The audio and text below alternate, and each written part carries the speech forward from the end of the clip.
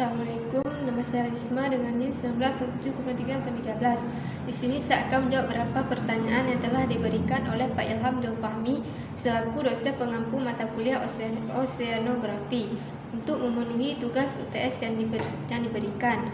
Adapun pertanyaan pertama adalah bagaimanakah cara mengklasifikasi suatu substrat sedimen pasir dan lumpur? Jenis sedimentasi adalah sedimentasi airis. Sedimentasi airis merupakan sedimentasi di mana terjadinya pengangkutan ataupun pemindahan material yang dibentuk oleh kekuatan angin. Angin akan membawa material-material dan ketika kekuatan angin tersebut melemah, material yang dibawa tersebut akan jatuh. Jika hal ini terjadi secara berulang-ulang, maka akan terjadi bentukan-bentukan tertentu.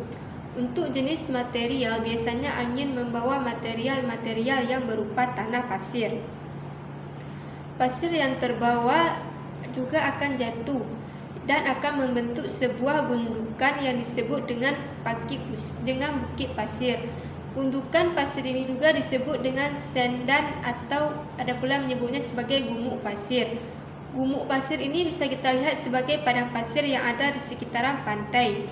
Indonesia memiliki banyak pantai dan sekitar pantai inilah biasanya kita dapat menjumpai bukit pasir atau gumuk pasir. Pertanyaan kedua, sebutkan tata cara morfometri ikan. Morfometri adalah suatu pengamatan pada tubuh ikan dengan cara mengidentifikasi bentuk tubuh ikan secara menyeluruh yang berfungsi untuk menentukan adaptasi dan cara hidup di alam. Mengidentifikasi ikan bisa dilakukan dengan mengukur mulai dari kepala sampai ekor. Identifikasi ini disebut dengan morfometri.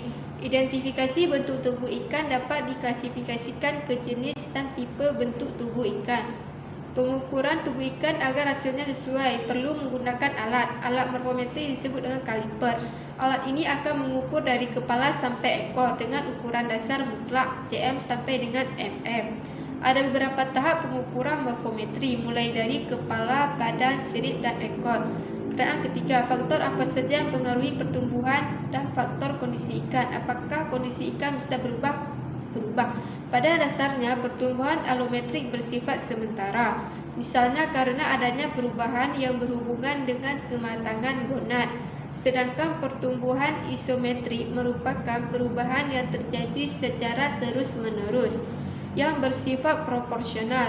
Perbedaan pertumbuhan ikan yang diekspresikan dan dinilai dapat disebabkan oleh beberapa faktor seperti perbedaan umur, perkembangan gonad, jenis kelamin, kondisi habitat, kepunahan lambung, faktor penyakit dan parasit, dan juga ketersediaan makanan, pH, suhu dan oksigen terlarut di perairan, serta kemampuan ikan beranak secara pasif ataupun aktif. Nilai faktor kondisi merupakan suatu instrumen yang efisien dan dapat menunjukkan adanya perubahan pada kondisi ikan sepanjang tahun. Parameter pertumbuhan ini dapat menggambarkan keragaman biologi ikan, seperti kemontokan ikan, perkembangan gonad, kesesuaian terhadap lingkungan. Faktor kondisi menggambarkan kesehatan, produktivitas, dan kondisi fisiologi dari populasi ikan. Karakteristik morfologi tubuh, kandungan lipid, dan tingkat pertumbuhan ikan yang dinyatakan berdasarkan data hasil pengukuran panjang dan berat.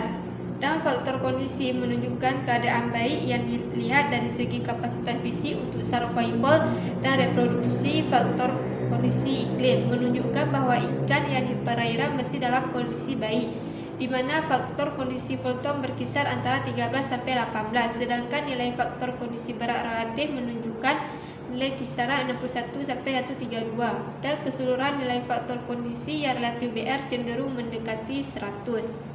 Pertanyaan terakhir, jelaskan tahap-tahap dalam melakukan penelitian ektoparasit. Bagaimana menghitung prevalensi, dominansi, dan predileksi? Pemeriksaan yang dilakukan meliputi bagian luar ikan.